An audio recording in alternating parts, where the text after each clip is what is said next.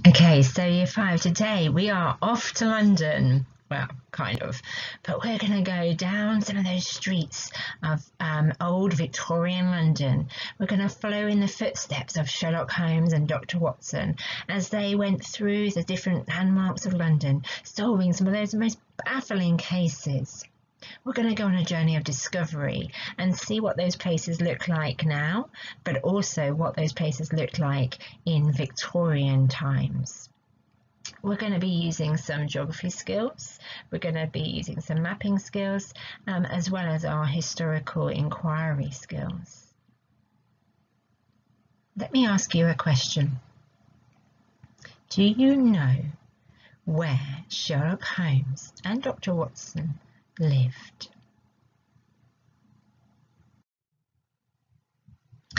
Well, did you guess? It is 221B Baker Street in central London, and here is the door, and there is now a museum there too. You can go and see for yourself. Now we are going to locate some places using a map of central London. Today we're going to use some simple grid references to locate those places. We're then going to have a look at those places and compare them from pictures of those places today to pictures of those places in Victorian times, around about 1892. And we're going to see if we can spot some similarities and some differences. So are you ready to follow in the footsteps of Sherlock Holmes and Dr. Watson? Let's take a look at some of those places now, including Baker Street. Okay, so we've got 3 photos here from the Victorian era. We've got Piccadilly Circus, Scotland Yard and Baker Street. Now just take a minute to have a quick look at those. What do you notice is different to how you think those pictures would look today?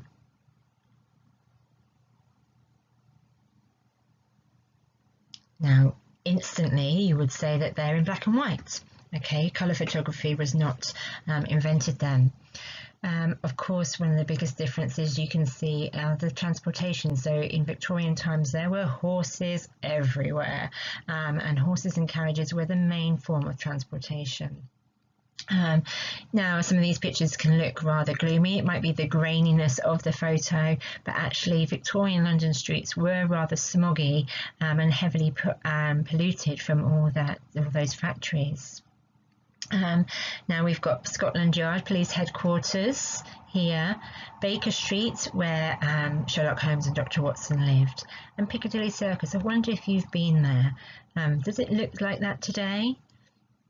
The building certainly is still there, but as I said already, the transportation is different, people, and maybe the busyness of it all. Okay, so now we're going to go and have a look at the maps of central London. Okay, so here is a section of a map of London. Now a map is a 2D image of a place. It could be a really simple sketch, something that you might draw out to give directions to your friends to show them where you live. It could be a sketch of the inside of a building to show the functions of the different rooms.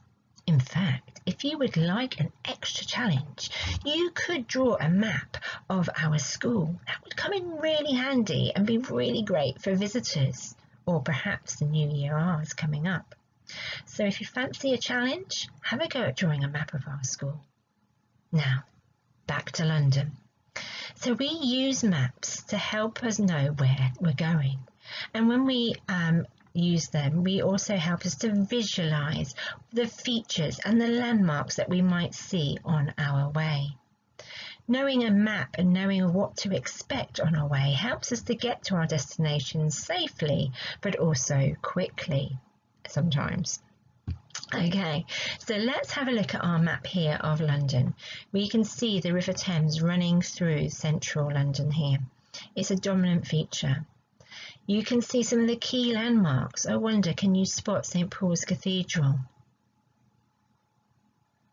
Or the Tower of London?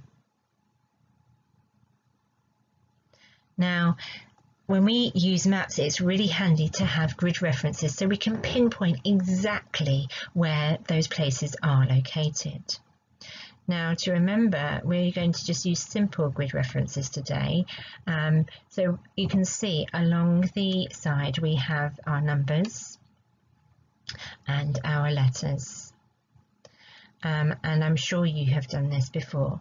So just to remind you, to find a grid reference for a place, we need to remember to go along the bottom first, so along the corridor, and then up the stairs. So have a go for me.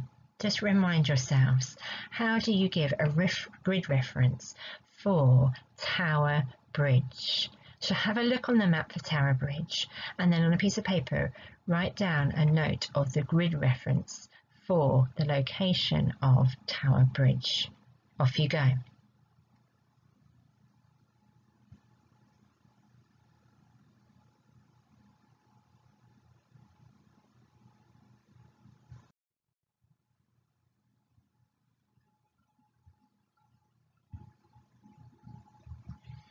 Okay, so hopefully you went along the corridor, so we got M, and then we went up the stairs, and there's Tower Bridge here. So along the corridor for M, up the stairs we got 7, and actually it creeps into 6 as well. So here's Tower Bridge, we go along the corridor M7 to M6. Okay, so I have put on the website for you a PDF of this map, and I'd like you to have a look and use that map and use those grid references to find some of those key places in central London. Then what I would like you to do is have a look at that place, how it looks now and how it looks in Victorian times. Now you can use Google to help you find those images. I'm sure you're a dab hand at that.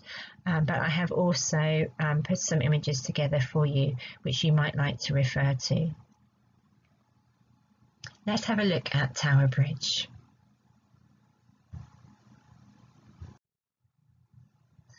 So here is Tower Bridge today in 2020. And here's the image of Tower Bridge that I found online in 1892. You can see that there. And actually you can just about see September 20-something, 1892. And you can see the difference. In fact, what was happening in 1892 to Tower Bridge? Yeah, it was having work done on it. So the difference is incredible there. So what I'd like you to go ahead and do now is use that map that I have put on the website for you. And I'd like you to have a look at these list of places where Sherlock Holmes would have visited. So Trafalgar Square, you can find at F6. The Strand, a key road in central London, you can find at G6 to H6. The Old Bailey, you can find at J5. Pall Mall, you can find at F7. So I'd like you to use your map, use those grid references and locate those places. Then I'd like you to try and find these places on the map. So you're going to have to use your detective skills and have a good hunt around, and hopefully you might be familiar with some of them if you've visited London. I'd like you to find them and then look for the grid reference. So remember, along the corridor and up the stairs. So you can make a note of those grid references on a piece of paper for us. And once you have done all of that, then you can choose some of these places and have a look at finding some images of them from today and images from Victorian times, and then put them next to each other and compare them. How do they look the same and how do they look different? What has changed in this period of history? Okay, Year 5. Have fun at using your grid references and your historical inquiry skills, and I look forward to seeing your work via the emails. I will see you tomorrow. Bye-bye.